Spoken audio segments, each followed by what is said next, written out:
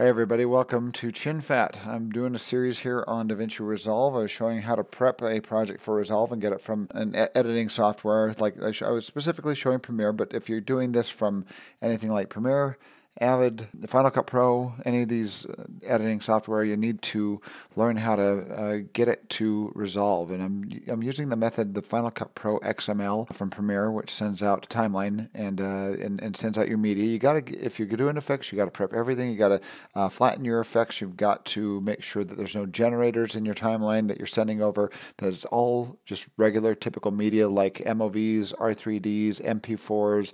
Waves, whatever you're using. It's just got to be regular media and not generators like titles and other things. So I'm going to double click on my project here to open this up. So I double click on my project here to open it up, and the project that we showed you from earlier. But now we're going to start. So what I'm going to do, I'm going to kind of go in order here. We're going to be showing you how to use the DaVinci Resolve scopes, how to use their tools, and then we'll start showing you how to grade a project. So first of all, scopes. Now, if you have let's say if you have dual monitors, DaVinci Resolve does support dual monitors, and it's much better if you're doing it on dual monitors. You have a lot more real estate. If you go under Workspace, Dual, and turn it on, it'll spread the DaVinci Resolve across two screens. If you only have one screen, then you're going to have to kind of put up with some of the shortcuts here. First of all, the shortcut to bring up your scopes is Command-Shift-W.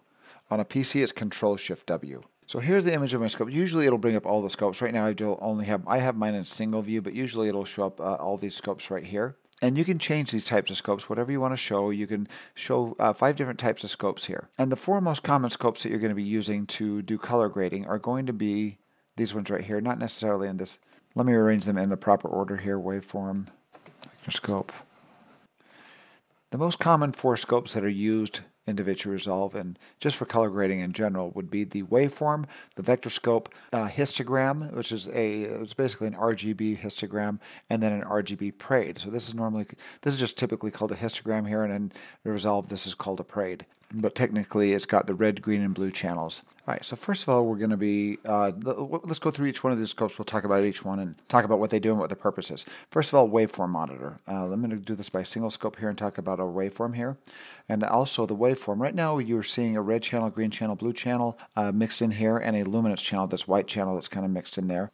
So this is showing all your color channels. When you're working with video, you're working with 3 channels, a red channel, green channel, and blue channel, and variances in luminance of each individual channel of different reds and greens and blues will combine and create a composite that is your full colored image. But waveform, I really like to use waveform as a luminance scope. So you can go under these this little menu pull down here, and you can say that you want to use your waveform for Y, which is black and white basically. This is luminance values only. RGB is the red channel, green channel, blue channel. And the CB/CR is color blue, color red. This is another type of color spacing that uses the Y basically to determine luminance values. But we're just going to be going with a Y right now. So I really like to use the waveform monitor just to view my brightness levels and contrast levels. What this basically is a representation of you got this horizontal line going across. It represents your image horizontally from the left to right hand side of the screen, showing brightness levels. If you've seen this in an IRE scale, this is very, very similar, but this is actually a bit depth scale that it is outfitted for looking at 10-bit video, which is a really high quality video we can be working with. If you're working with 8-bit video or less, then just keep in mind that the white levels and the black levels are going to be different. It's really dealing with broadcast and what sort of image is going to your broadcast, and anything that goes beyond, I think it's like 960 or 940 or something like that is where the 8-bit stuff ends with your whites. Well, let me define what this means first before I get into all this technical information. Well, first of all, 0 is where your blacks disappear in detail, where the details disappear in your darks on your image. As you move up, this 512 line is about what would be considered 50% gray. So imagine you going under this gradient from black to mid-gray to absolute white here. And we could also call them absolute white or absolute black here, where details disappear in those. When you're working with broadcast, like I said, it's around like I think 940, and I want to say like 64 for the blacks and for the highlights if you're calibrating for television. If you go above that, it's really, especially today's HD televisions, it's not going to do much damage. On earlier broadcast monitors, if you went above 100 IRE, the TV would flicker. If you went below, if you had 0, it's just like crushed all the detail in the image. So those were originally called broadcast legal limits. But with this scale, if you're familiar with IOE, it's very similar. The 0 is where your details disappear in the darks, and 1023 would be 100 IOE, where your details disappear in the highlights. But once again, this is dealing with 10-bit color, and something to do with the bit depth on here equaling up to 1023 for 10-bit color is where the details mathematically disappear in the highlights. So, whew, that was painful. But with all intents and purposes here, basically what's happening with your image, it is measuring your image from left to right and the luminance levels going from left to right on your image, or right to left, depending on which way you're going here. But as we move across here, this is likely that white table right there, because the levels are up around like a little past the mid-gray, about like, geez, like 20-30% up above that, showing that this is kind of and it's a consistent bar kind of going across. You see some variation in the shadows where it kind of dips down, but this is really to measure where your highlights are hitting, and then you get this little peak right there. That peak is actually, and look about that right there, about 3/4 of the way over the screen, that peak of white on that backlight on the arm right there. Another thing that this does here is this image, the waveform measures what we call contrast as well.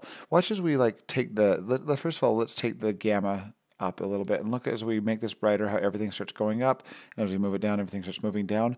But watch as we grab contrast here, and we drag the contrast and spread it apart. This is what happens. This is making the highlights go more toward the highlight region and making the darks go more toward the dark region, and look what we get. This is contrast now. We're getting a very contrasty image. So let me turn this off. Shift D will turn our grade off and look at the before and after. This is why they call it flat, because these things are close together. They're very flat. I mean, you can even make them more flat by grabbing your curves here, taking our highlights and bringing them down to about 50% gray, and then taking your darks and defining them at 50% gray. And if we define them all at 50% gray, you have no image. It basically destroyed our image. And this is all mid-gray now. And look what, well, it's close to mid-gray. But everything's this flat line, so this is what's called a flat image, obviously. But as we start pulling apart, this is still flat, but you're starting to get some definition back. So now we're starting to define the highlights, and now we're starting to define the darks, and we get a contrasty image. So we have contrast in our image. This thing also measures contrast. If we reset our node here, we go back to do Command Home to get our node reset.